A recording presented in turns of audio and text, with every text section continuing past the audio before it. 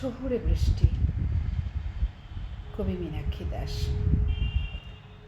তোমার শহর তোমার থাকুক, তুমিই রাজা, তুমিই গোলাম। আমি শুধু এই শহরের এক পশলা বৃষ্টি হলাম। ভিজিয়ে দিলাম তোমার গলি, তোমার উঠোন, তোমার ছাদ। ধুইয়ে দিলাম রৌদ্রে পোড়া ঝলসে যাওয়া সব বিষাদ। ফাটল ধরা পাঁচিল থেকে ঝুলন্ত বট হাত বাড়ায়। ঝুপড়িতে আজ ঠান্ডা হাওয়ায় মা শিশুকে ঘুম পাড়ায়। তুমিও কি আজ ওদের মতন আনন্দ জল মাখতে চাও?